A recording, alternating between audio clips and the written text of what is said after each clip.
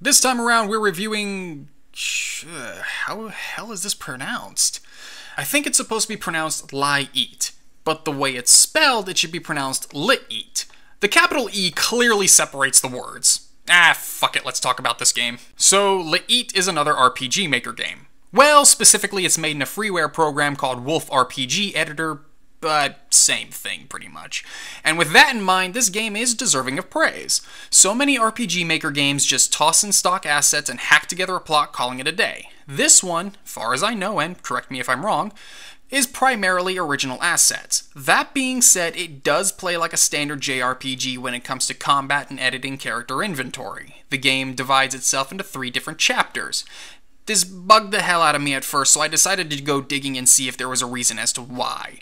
From what I could figure, the 3 different chapters were released at different times and played off more as sequels to one another than the 3 chapters being one ongoing story. For the purposes of the Steam store, the 3 chapters were taken and squished into one game and sold as a whole, even though you can still download them individually for free. Now, I don't want to go in depth with each individual chapter because I want to spoil this as little as possible. Longtime viewers know I can't give 2 shits about plot in video games and feel they should take a backseat to everything else. RPGs are the exception to that rule. There's very little gameplay going on, so this has to keep you involved using the story. The basic idea behind the story is you're playing as someone who is described as a con artist who pals around with a preschooler.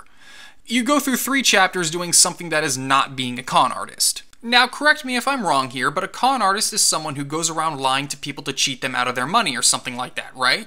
Each chapter, the con artist acts like more of a detective. How each story goes is the 2 main characters enter a town where shit is hitting the fan and then they start investigating. There's some weird police force established, or maybe they're more akin to the FBI, but anyway, our characters have ties with them, and I'm wondering if calling Leo a con artist is a mistranslation. Dialogue is very anime, if that makes any sense. It's a lot of fluff, and they're going to talk about a character's boobs. Most of the time with this game, I was staring dead-eyed at my computer saying, "Get to the point already."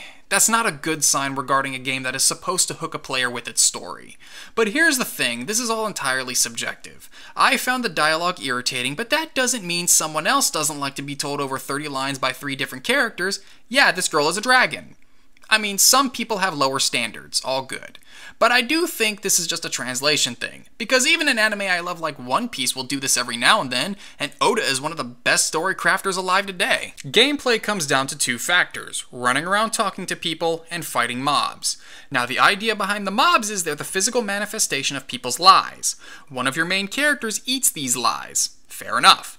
The problem is the game is trying to make it kind of a lie detector system that exposes people, and this doesn't work. For example, in the first chapter, the lies I ate were very minor things like, "I didn't go out last night."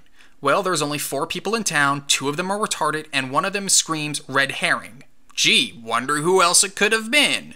And there's a bit where I'm doing some detective work and I find out the character who's going to lie already has "I did it" written in bold letters across his forehead.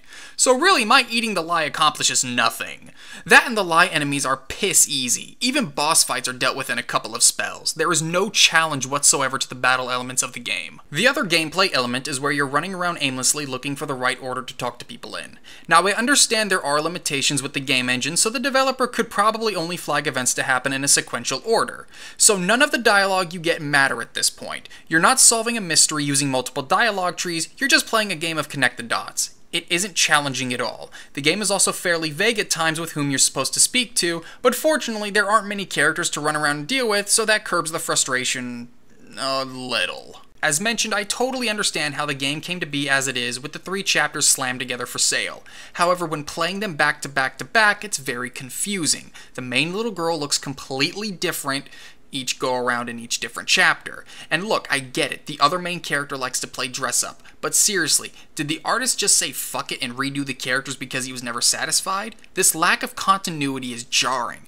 but again, I get that they're supposed to be in disguise. But given what I imagine were the limitations of the game engine, if every appearance was a different disguise, then what do these characters really look like?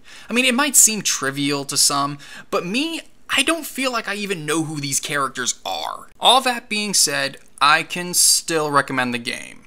It was a free download originally, and the dev had a story he wanted to tell. A video game probably wasn't the best way to tell it, but I can respect the effort. And as we all know, I'm not a real big fan of anime to begin with. I wouldn't recommend this game to anyone seeking a great RPG to play. Hell, not even a good one. But I have respect for the project, and it feels genuine and sincere, if that makes any sense. So if nothing else, check out the free download, but I won't be thinking about the game again after this.